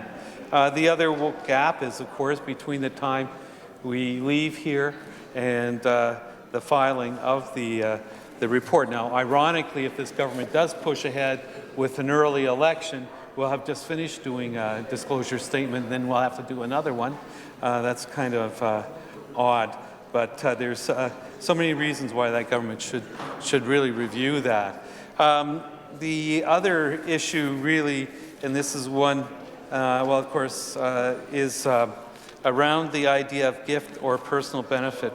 You know, Mr. Speaker, we've just gone through this report about the Pine House situation, and we had quite, actually it was the difference between the Robertson inspection and the Van Cise report was quite amazing. And it was interesting that one of the issues, I'll just say it was an issue, was around member's conflict of interest in the description of gift or hospitality. And I'll read the section 7, the following subsection is added after subsection 7.4. A service, hospitality, or property, including the use of property that is provided without charge or for a charge that is less than its commercial value. And of course, this applies to both members and members' family. And this is very important. This is very important because we know that while people are trying to get a better leverage with the government or with MLAs, they can do it with the members directly or indirectly through their family. And so it's very important that we establish protocols that are open and transparent and that members are held accountable. So I've had some experience in this area as critic of ethics, making sure that we've seen situations that have really caused a lot of questions. And some of the carryings on for some Sask Party members, government members, and what has happened really has raised a lot of questions. And so, Mr. Speaker, I know there'll be more questions about that in the House and the application of what the recommendations were, both from Judge Robertson, now the Judge Robertson, and also the former Judge Van Cise. What does that mean in terms of this conflict of interest? If there ever was a case, there was one we could learn a lot of lessons from. And so we want to make sure we don't let that report, and the inspection report particularly, lie silent. We have a lot we can learn from that. And so with that, Mr. Speaker, I would move to adjourn Bill number 196, an act to amend the Members' Conflict of Interest Act. Thank you. The member from Saskatoon Centre has moved to adjourn debate on Bill 196. Is it a pleasure of the Assembly to adopt the motion? Carried. Adjourn debates, item number 4. Resume debate on the second reading motion for Bill number 197, the Automobile Accident Insurance Amendment Act 2019. Ms. Sarr. I recognize the member from Regina Lakeview. Thank you, Mr. Deputy Speaker. It is indeed a pleasure to rise this afternoon and enter into debate on Bill number 197, the Automobile Accident Insurance Amendment Act of 2019. This bill was introduced second reading by the Minister back in November of last year. And it's quite a lengthy bill, Mr. Deputy Speaker, but the bulk of the changes are really around housekeeping issues, updating the language to gender-neutral language, and I believe correcting at least one typo in the original or in the existing legislation. So those I won't spend very much time on. I think they speak for themselves. There are a couple of substantive pieces to this bill, Mr. Deputy Speaker. One is around the appeal mechanisms for SGI, and that would require both SGI and the claimant to have leave from the Court of Appeal before appealing a decision, and that is a rather substantial claim. I certainly understand the need to ensure that the court's time is used judiciously, I guess, Mr. Speaker, but I think we have to be very, very sure that we have the balance right here and that we are not precluding people from being able to enter into an appeal. I know when people reach that appeal stage with SGI, I did have the opportunity to be the critic for SGI for a brief period, which seems like a very long time ago now, Mr. Deputy Speaker, but when we did have those critic duties, often we heard from people who were interested in that appeal process, and this is very important to make sure that that process is fair and we don't preclude anyone unnecessarily from being able to access that appeal process. So that's something that I think we will be paying very, very close attention to.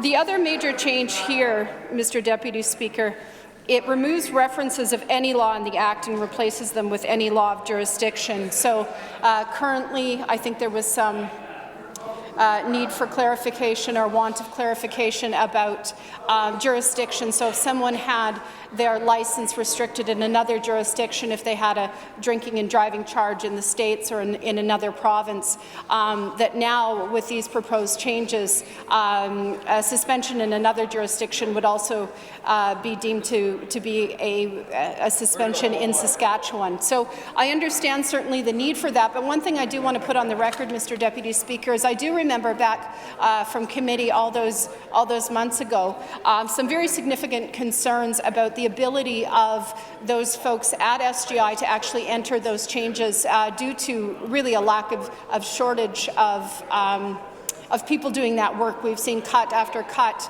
And that caseload was deemed, I believe, an issue by the provincial auditor. So I'm not sure that has been rectified to any degree.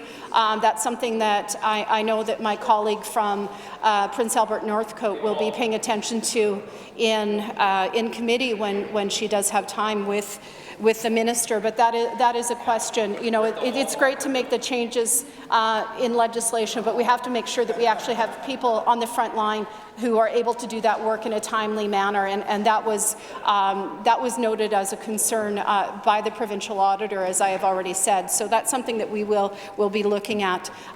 With that, Mr. Deputy Speaker, I think I have concluded my concerns and remarks on this bill, and I will move to adjourn debate on Bill number 197. The member from Regina Lakeview has moved to adjourn debate on Bill number 197, the Automobile Accident Insurance Amendment Act 2019. It is the pleasure of the Assembly to adopt the motion. Carried. Adjourn debates, item number 5. Resume debate on the second reading motion for Bill number 198, the Traffic Safety Amendment Act 2019. Ms. Beck.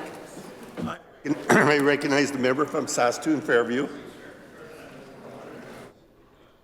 Thank you, Mr. Deputy Speaker. It's my pleasure to enter into debate today to talk about Bill number 198, the Traffic Safety Amendment Act of 2019. There's a number of different changes that are being presented here. The explanatory notes go on for pages and pages, and I don't know if I will go on as extensively as they do, but I do want to get a couple of points on the record here today. We live in interesting times, and you know, I know that as soon as you start to talk about traffic safety, you know, people start to think about accidents they've been in, people that they know that have been impacted.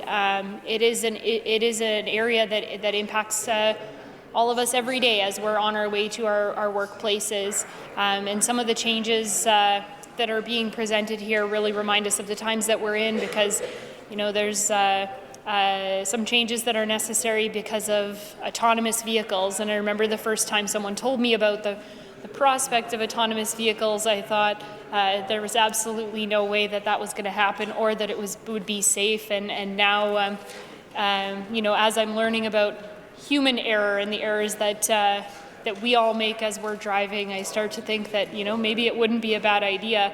And I don't think I'm that bad of a driver as well, Mr. Deputy Speaker. So there's a few changes that are being presented here. One of them is that it specifies the driver's license that's required for the operation of Class 1 motor vehicles, updates section numbering to accommodate offense provisions in the summary offenses procedures regulations. So some of these are more housekeeping regulations. It adds new definitions to section 75 of automated driving system, automated vehicle permit, connected vehicle, etc. It authorizes the administrator to issue permits for the operation of automated vehicles and connected vehicles, creates an offense for the operation of an automated vehicle or connected vehicle.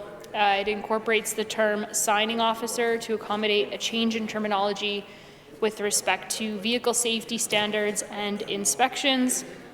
It updates the language to reflect the standard applied by peace officers when administering a field sobriety test, and it incorporates the definition of drug recognition evaluator. So there's going to be a number of areas that we will look into. to assess what the impact is of these changes and to explore any unintended consequences. But I will leave more of the bulk of that work to the critic, and with that I would move to adjourn debate on this bill.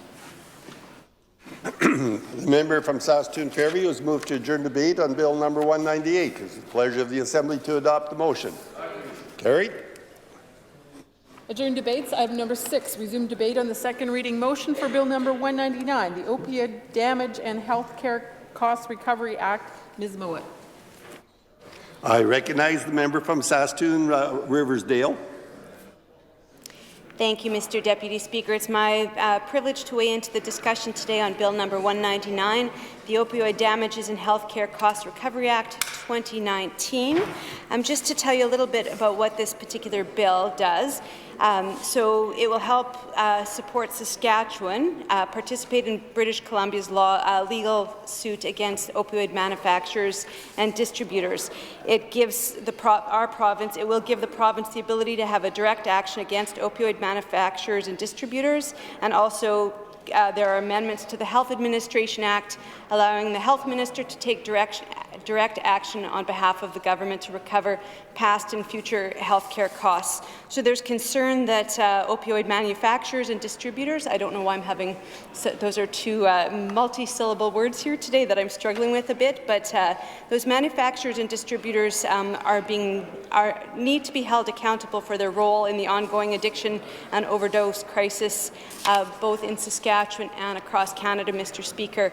There are concerns that people have been dying in large quantities for several years now. I know you've heard me here speak in this House and in public a great deal about crystal meth and how crystal meth is really a huge problem here in Saskatchewan, and it is, but opioids have been an issue for a few years and we continue to see the numbers rise. We had just recently a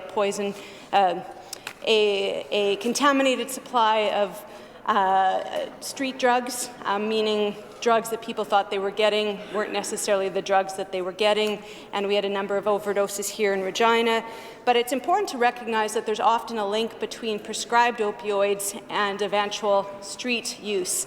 Not always, Mr. Deputy Speaker, but on many occasions people get legally prescribed opioids, and they can be, particularly fentanyl, they're very addictive, and when you're taken off these medications and they're not readily available to you anymore, you often seek those substances in the community, in illegal places, and you never know exactly what you're getting with those drugs, Mr. Speaker. I'd like to point you to the Provincial Auditor's report of I believe it was last June 2019.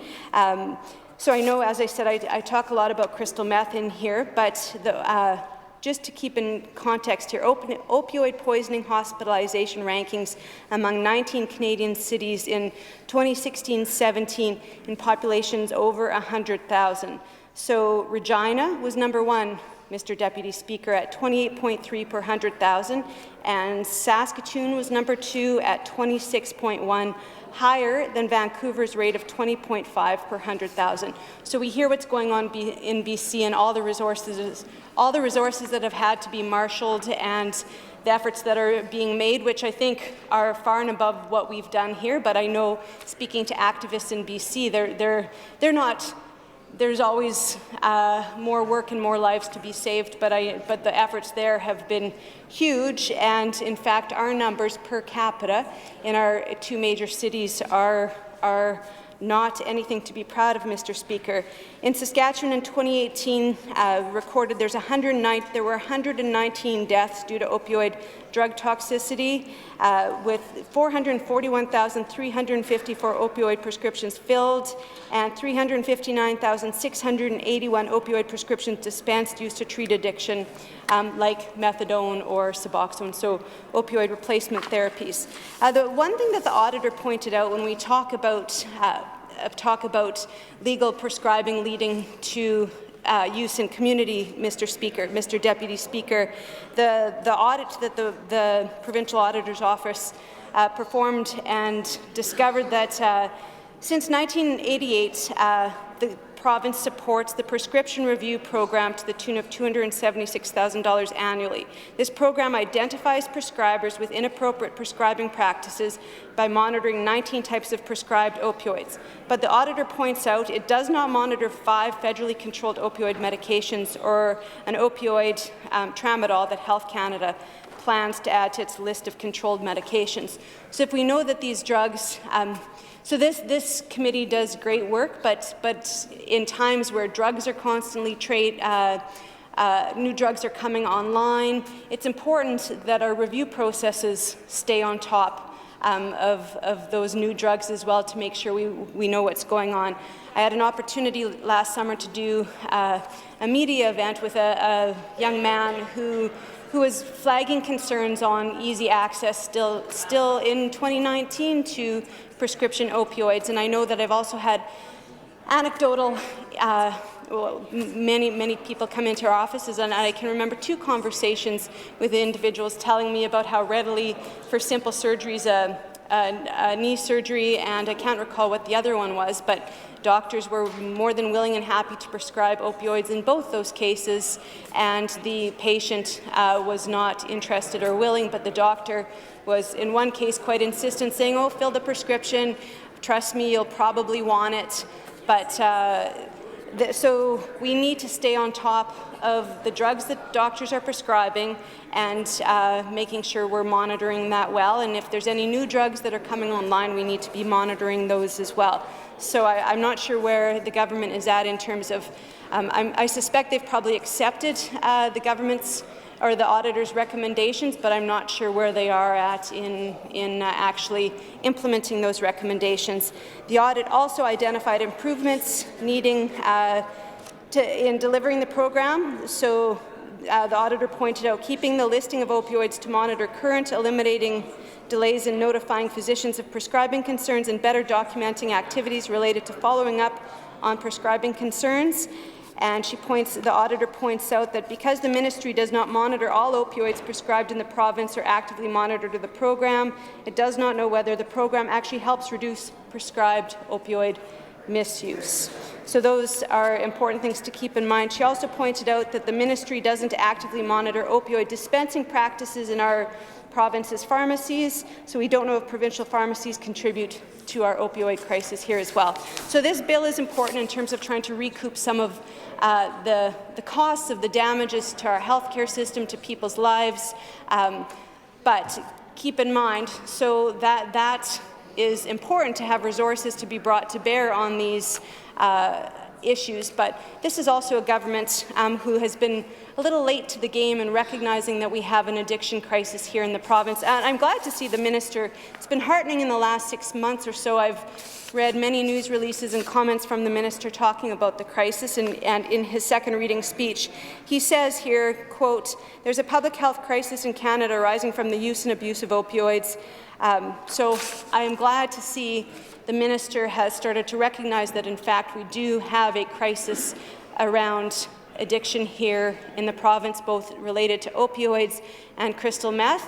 But this government's inaction has led to people not doing well, people not getting the care that they need and the support that they need when they do have a substance use disorder, preventing people from developing substance use disorders because they're not getting the proper mental health care, Mr. Speaker. So I'm glad that this government in the last budget, after many mums in the previous session came and expressed their concerns to the minister, that this minister and this government has decided to put more money into mental health and addictions, and I'm hoping that'll be the case in this budget. I know there will be more money in this budget because we have increased federal dollars coming for sure, but I'm eager to see what the provincial share will be as well, Mr. Deputy Speaker. There's a couple things around opioids that I had an opportunity to ask some written questions. As you know, we ask written questions in this House to try to dig down and get answers to things that are of concerns to us and people in the community. And then the government has an opportunity to answer those questions within 6 days, or they order them, which means you don't get your answers for 6 months, Mr. Speaker. And particularly around opioids, I asked about naloxone. And I've heard stories at our detox facilities where naloxone kits that should be given out for free to people who are leaving our detox facilities, who are known users, who are in community where people are at risk of an overdose. Mr. Speaker, naloxone has the ability to temporarily turn around that opioid use. I've heard stories of those naloxone kits expiring. I don't have numbers because the government ordered those questions, but I'm told by people who work in those organizations that many naloxone kits have gone unused, undispensed to people in the community where they could save lives. So I'm curious if the government is planning on tabling those numbers and perhaps the dying days of this if we have a snap election. I'd love to see those numbers before then. I think another concern around naloxone when it comes to opioids is the availability. I know the government has made some efforts in trying to make it more available, but right now it's only in the free kits for those who are users or who have a loved one or someone close to them who is a user of opioids. You can only access them in certain pharmacies or organizations. I've had a few occasions now where those kits, where people have done their training and they're eager to get the kits. Well, one case in particular, a community lost one of their friends by an opioid overdose, and it was going into the long weekend. One of their community members actually was a public health nurse and trained them all. They were all eager. They all wanted to get their naloxone kits, so they go to the pharmacy only to discover that they didn't realize it's not all pharmacies where you can get the free kit. So I know other jurisdictions have provided for some of that, Mr. Speaker, where you can get a kit and the government, all of us, bear that cost, because there's a cost when people overdose. Speaking of costs when people overdose, another set of questions that I asked that I really would like the answer to, Mr. Speaker, are on people who overdosed, who've experienced overdoses but did not die, Mr. Speaker. I hadn't thought about this issue until just last fall when it came to my attention that in BC, there are a number of people who've overdosed and end up with an acquired brain injury, Mr. Deputy Speaker, and require permanent long-term care. So I am curious if this government is tracking those numbers, if we know what those numbers are. If not, I'd like that answer as well, because it seems like something we should know, especially with this particular lawsuit, because that's a cost borne by all of us, Mr. Deputy Speaker. So those would be good numbers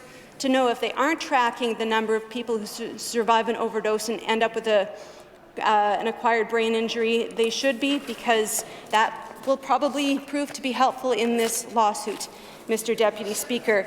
So again, I'm glad to see we are participating in this lawsuit, in this bill. Bill number 199, the Opioid Damages and Healthcare Cost Recovery Act, is one tool, and I hope that we're still here for this whole legislative session, because this is a bill that needs to be passed, Mr. Speaker, so we can try. This isn't a quick fix. This isn't money that'll be in our pockets, in the pockets of Saskatchewan tomorrow to pay for the costs of our opioid crisis. So it would be good to get this bill passed sooner than later, and this legislative session is a good time. We're here, Mr. Deputy Speaker, and we're all prepared to sit as we normally would until mid-May to get some of these things done. And I also know that I'd like to have those answers back to those questions that I asked. These are just two areas that have popped into my head, but there are more questions that were asked and ordered that have a relevance and are important information for people here in Saskatchewan to know. But with that, this bill needs to pass in order for us to participate in the lawsuit.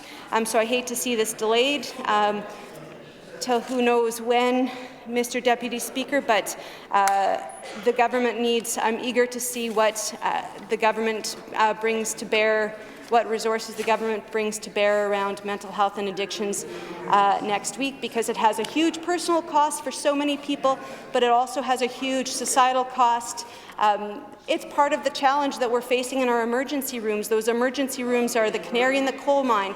People are showing up because we don't have proper community care. People aren't getting the treatment and support they need. But I do know I have other colleagues who will be weighing into the debate on Bill 199, and there's more bills ahead of us here today. But with that, for now, I'd like to move to adjourn debate.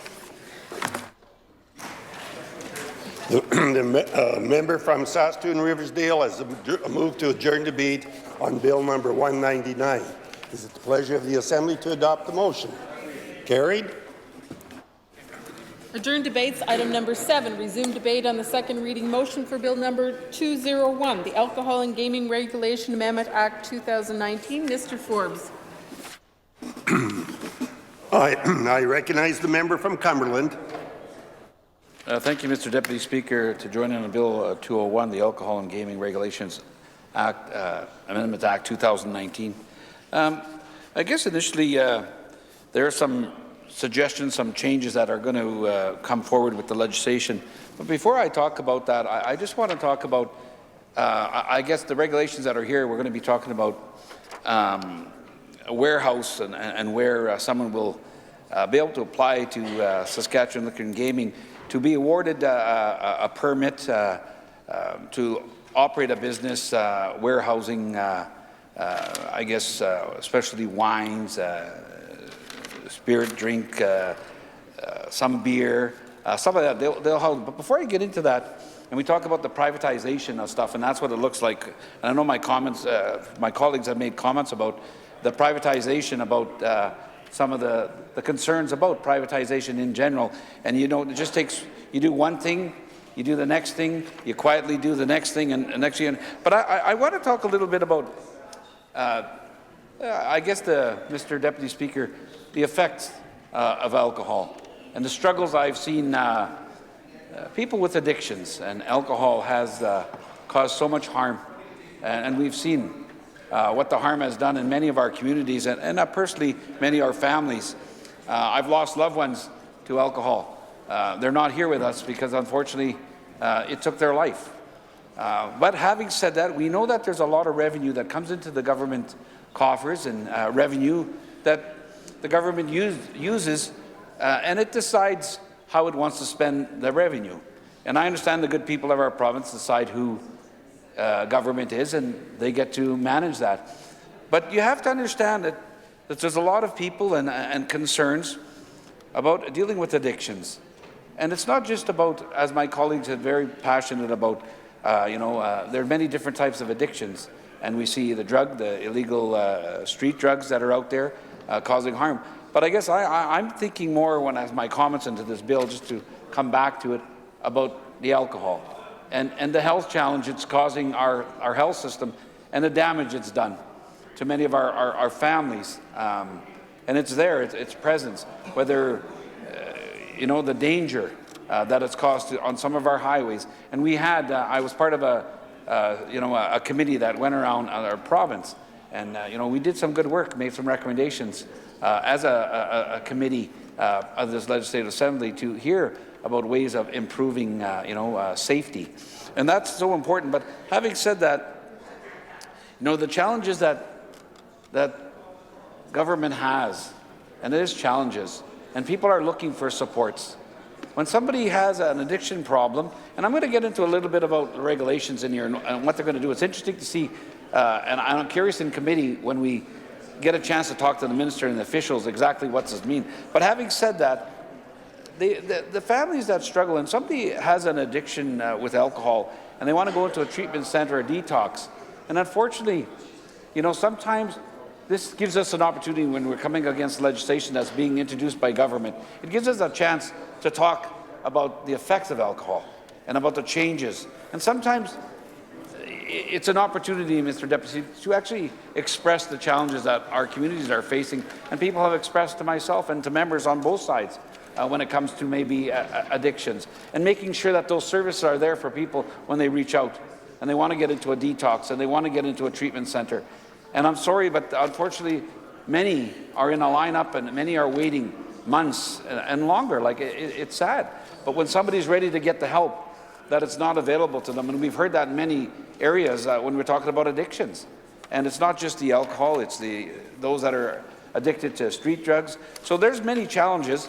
But and I don't want to take a lot of time in this, but coming back to the actual bill, and I'm hoping my colleague will be able to get clarification, because in here it refers to if the permit holder asks somebody and they're serving liquor or going to sell liquor, there is a provision in here that talks about if you're asked to produce ID and you've ordered a drink, and I don't know if that's the case, and I'm curious about it, and if you've ordered a drink and you're a young person and you're asked to produce your ID, if you don't produce the ID, and I don't understand it, now they can give you a ticket. It sounds like there's powers now for them to get a penalty, a ticket.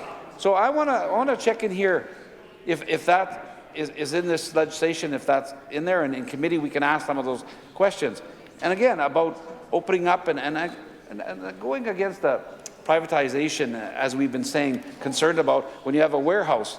So there's a number of different pieces in here that the minister referred to in there, but that was just one when I talk about, and we'll have chance in committee to find out exactly. Sometimes the devil's in the details, as they say, and you can work out in committee to find out exactly what they're up to and what they're doing. And sometimes it's not very clear, and sometimes in committee, the good work that our critics do and our colleagues, we can flush it out and find out exactly what it's meaning. Maybe it's our interpretation is wrong, and sometimes that happens. I mean, no one's perfect at it, Mr. Deputy Speaker, but you try to make sure you've consulted with people that you're going to impact when you're passing legislation and making amendments to legislation, making sure you understand how it's going to impact Saskatchewan people. So at this point, I know my colleagues will have more questions in committee when it gets there and it goes there, but at this point I'm prepared to adjourn debate on Bill 201, Mr. Deputy Speaker. The member from Cumberland has moved to adjourn debate on Bill number 201. Is it the pleasure of the Assembly to adopt the motion? Carried. Adjourn debates. Item number 8, resume debate on the second reading motion for Bill number 203, the Financial Planner and Financial Advisors Act. Mr. Peterson. I recognize the member from Saskatoon Riversdale. Thank you, Mr. Deputy Speaker. I'm pleased to weigh in here again now on the second bill for the day for me, Bill number 203, the Financial Planners and Financial Advisors Act. I'll just lay out a little bit of what the bill will do and just a couple concerns or thoughts here, Mr. Speaker. So this particular bill sets out the definition of financial planner, financial advisor, and other terms to be used under the legislation. Provides for the requirement of a credentialing body to assess the credentials and education of financial planners and advisors. It authorizes the Financial and Consumer Affairs Authority to approve credentialing bodies and the credentials offered through these institutions. It sets out the conditions for suspension or revocation of credentialing bodies and sets out the duties and powers of credentialing bodies. Sets out the procedures for inspection and investigation of the activities of financial planners and advisors, provides for administrative penalties to be observed under the legislation. So basically it is regulating financial planners and financial advisors here in Saskatchewan, making sure that they have the credentials and education required to provide these services, which is fair enough, Mr. Speaker. This particular piece of legislation, the minister points out in his second reading speech, is based on or modelled on Ontario's Financial Professional Title Protection Act 2019. I think the minister goes on to say that this legislation will provide important protection to consumers and investors and promote consumer confidence in financial planners and advisors. But he says it also talks about national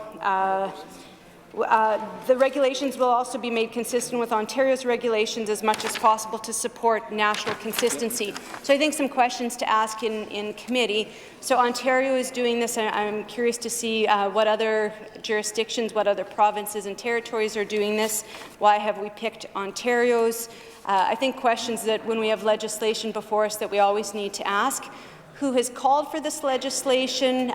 Who have you consulted in creating this legislation? I know I actually had a call into my office yesterday from someone who works in this industry who had some concerns, so I've passed them on to the relevant critic in this area to have a conversation about that. But I think those are always important questions to ask. It's not that it's not important to regulate financial planners and advisors, but making sure that all those who work in the industry, are impacted by the industry. You want to cast your net as wide as possible to get a full hearing of people who know this industry from many different vantage points to make sure that your legislation is doing what you think your legislation should be doing, so you don't have any unintended consequences, which often happens if you don't properly and meaningfully consult Mr. Deputy Speaker. I think the Minister in his second reading speech comments that many of the details, like Ontario's legislation, many of our details of this legislation will be found in the regulations, which may be the right thing to do, but things in regulations that aren't quite as transparent as when we're making legislation and it's before the legislature, open for debate. You always wonder if it's better in the legislation or regulations, just in terms of transparency and the ability for government to change things without people being as aware if things are in regulation, Mr. Speaker. So I'm sure that Critic will have some questions around that. But I think the big question is around who has been consulted, and the Minister says they will consult on the regulations, but just cautioning that that's important to make sure that a broad net is cast in including many voices in this particular discussion. But with that, Mr. Speaker, I know that my colleagues will have further comments and the Critic will have many questions when this bill makes it to committee, but for the moment I would like to move to adjourn debate on Bill number 203. Thank you. The member from Riversdale has moved to adjourn debate on Bill number 203. Is it pleasure of the Assembly to adopt the motion? Carried. Adjourn debates, item number 9. Resume debate on the second reading motion for Bill number 204, the Jury Amendment Act 2019. Ms. Chartier. I recognize the member from Saskatoon-Utana. Thank you very much, Mr. Deputy Speaker. And this is it for me. This is the last bill that I'll speak to in this Assembly in the adjourned debate. So it's not exactly the most exciting bill that I would have wanted to talk to, but I do really appreciate the opportunity to be able to stand in my place here representing the people of Saskatoon-Utana and providing thoughts and comments for the record on the government's legislative agenda. As I've said in the past, often I don't find this particular legislative agenda is one that shows a lot of forward thinking and some positive policy proposals for the people of Saskatchewan. That was a lot of alliteration there too, by the way. But Mr. Speaker, it is an act that is important, and that again, we see this continual evolution of bills as they go through the House. And I don't have anything really profound or pithy to say at this point in time, and I know I will have other opportunities to rise in the House before my time here is done. But certainly, as the adjourned debate process goes through, and I know we have a number of people in the Assembly who have been attending for several days now, seeing how the sausage is made, so to speak, Mr. Speaker, and it isn't always an exciting time in the Assembly, and it isn't always a particularly effective way, maybe, if I can say, because we have lots of concerns about the bills that are brought forward. We get to say our piece, but very seldom can I say the government has ever taken any of those concerns seriously, and even less seldom have they actually made changes to bills based on some of the feedback that the opposition brings forward. So in some ways, it may feel ineffective, Mr. Speaker, but we're on the record, and I think that's what's the important part, is that the loyal opposition has an opportunity to speak to these bills and get our thoughts on the record. And certainly I've appreciated your patience, Mr. Deputy Speaker, over the years, and certainly that of the various speakers we've had as we try and put those thoughts down on the record and bring those concerns forward for the people of Saskatchewan. So with no further ado, I think I'll get into this bill. The Jury Amendment Act, Mr. Speaker, is a number of changes that are being proposed to how people are called for jury duty. And Mr. Speaker, I was somewhat disappointed when I found out once that I was admitted to the bar as a lawyer in the province of Saskatchewan. I can never be a juror. I've been excluded from jury duty, I suppose, for the rest of my life. I don't know if I stopped being a registered lawyer, maybe I'd be able to be called, but I think it'd be really interesting to be a juror Although I have had friends who've gone through the experience, and it's not a fun experience, Mr. Speaker. Being called for jury duty is a real inconvenience for most people, and I think a very difficult thing for people to do. I had a friend who was on a murder trial, and it was a domestic violence trial, and it was really hard. I think the emotional impact of hearing all that evidence, as you can well imagine, would have a real negative impact on the people that are selected for the jury. So it's a duty that I think as citizens we take very, very seriously, but often I don't know that we all consider the impact and the toll that it takes on those that we do call to provide that public service. So I'm not sure if there's counseling, and former ministers of justice here may be able to provide more information about that, but the impact of the trauma, I think that jurors go through when they see these trials unfolding in front of them would be of concern, I think, and hopefully there is access to counseling services and other sort of methods to help them cope with the trauma of being a juror, Mr. Speaker, and I just can't imagine how that would be to have to sit and listen to some of those traumatic details in the courtroom. At any rate, the minister in his speech on December 3rd talked about improving and modernizing the jury selection process and encourage increased juror participation. There have been notable, notorious cases in the media where juror selection has been criticized by the public, and I do like to say that I do have confidence in our legal system, Mr. Speaker, and the way it's been set up is designed to ensure that we have a jury of 12 that will come forward and listen, hopefully without any preconceived biases, Mr. Speaker, and that's what the jury selection process is designed to do, is to weed out those jurors who may not be appropriate for that particular trial. And it works, I think, by and large, but there are those cases where it is called in question, and I think we have to take that very seriously, Mr. Speaker. There's a few changes that are being made. For example, the two-draw process is going to be replaced with one targeted draw. I'm not sure I know fully what that means. I think a quick draw McGraw, but I don't think that's exactly what we're talking about here, Mr. Speaker. But it's the way that people are, the pool is created to select jurors from, so that's being changed. And then it is giving the Inspector of Court Offices the ability to determine the specific geographical area from which to summon jurors for a particular trial, and that will allow for us to better take into account travel time. So those are concerns as well for jurors. I mean, they're being taken away from their job, they're being taken away from their family, and they often may have to travel long distances. So it will be, this hopefully will improve the participation for jurors. And now there's also currently municipal council members are not allowed to be part of a jury. Not sure what the historical reason is for that, and I would be interested in knowing that. But Mr. Speaker, this bill is also going to extend that same exemption to chiefs and council members of First Nation bands. So that's bringing some equality to the process there. And there was an exclusion of spouses of these municipal elected officials, and that's being removed. So that's another small detail that will actually expand the pool of eligible jurors, particularly in smaller communities.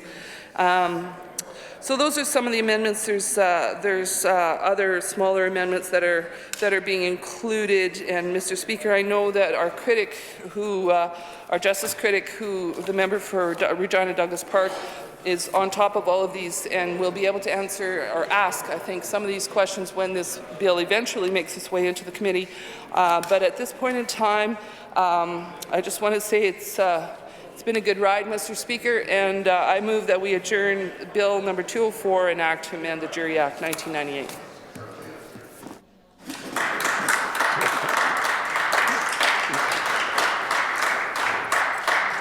The member from Saskatoon-Newtown has moved to adjourn debate on Bill number 204, the Jury Amendment Act 2019. Is it the pleasure of the Assembly to adopt the motion? Carried. I recognize the Government House Leader. Thank you, Mr. Deputy Speaker. In order to facilitate the work of committee this evening, I move that this House do now adjourn. It has been moved that this House adjourns. Is it the pleasure of the Assembly to adopt the motion? Carried. This House stands adjourned until tomorrow at 1:30 p.m.